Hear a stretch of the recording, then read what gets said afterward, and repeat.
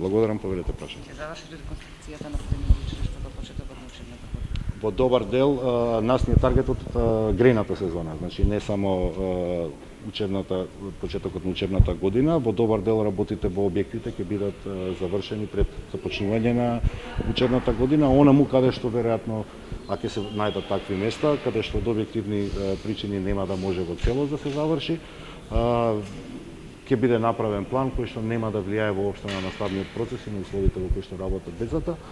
Ако треба некој ден да се продолжат со активностите, за нас е таргет дека во наредната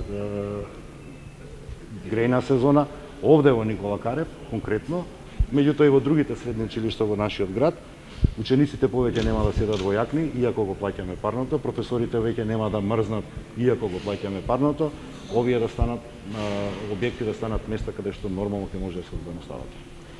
Граѓаните и невладините сега реагираат на високо загадување, иако е летен период, има загадување во главниот град, што е со останатите активности кои што се содржи стратегијата за намалување на загадувањето, бидејќи за 2 месеци публиката почне и се повеќе се зголемува неговата загадување.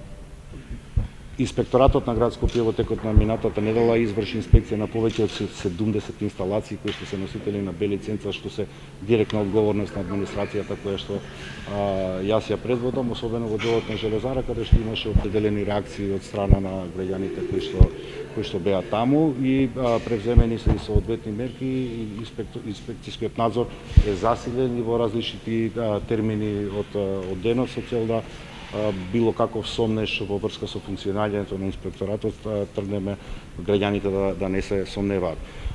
Ни престои грејна сезона, веројатно и зголемување на загадувањето. Вие знаете дека градот Скопје го основа енергетски системи, постапката пред регулаторната комисија ќе ја започнеме за добивање на лиценци, како една среднорочна мерка, бидејќи не постои магично решение за решавање на загаденоста. Она што знам, а убеден сум дека го знаат и граѓаните баш заради нивната загриженост, е дека секој од нас ќе треба да смени дел од собствените навики со цел да направиме Скопје да биде почист град со почист амбиентален воздух за дишење во текот на зимските денови. Тоа има врска и со налепниците кои што ги најавувате? Налепниците, да, тоа е дел од стратегијата за регулирање на сообраќајот. Веќе кажав дека градот Скопје како координатор, иако немаме таква законска надлежност, ја превземавме таа активност, заедно ја координиравме активноста на Министерството за внатрешни, за животна средина и економија. Законските текстови ние како град ги изработивме, ги доставивме во надлежните министерства да ги дадат во објавена процедура. Очекувам дека откако ќе започне есенската сесија на Собранието на Република Македонија, тие ќе влезат во собраниска процедура со цел да и таа област, како еден од предизвикувачите на загадување, тоа е сообраќајот, да имаме законска регулатива со тоа што ќе може да се ограничи, да се стави движењето на сообраќајот.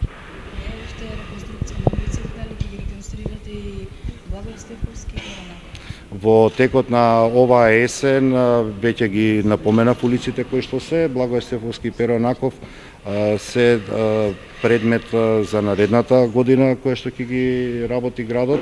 Кога јас дојдов за градоначалник, за жал градот Скопје немаше или не во градот Скопје не постоеше градежен проект за реконструкција на ниту една од улиците во нашиот главен град, вклучително и оние кои што ги направивте. Јас се надевам дека и вие можете да видите во системот на јавни набавки на градот Скопје колку всушност јавни набавки се извршија за нарачка на градежни проекти, кои што градежни проекти потоа представуваат основа за да може да се изврши реконструкцијата. Не можете да реконструирате улици воколку не поседувате градежен проект. За жал, години назад во градот Скопје никој не работел на изработка на градежните проекти што представуваат на определен начин капитал на градот, бидејќи тие се основа да може овој град да се развива.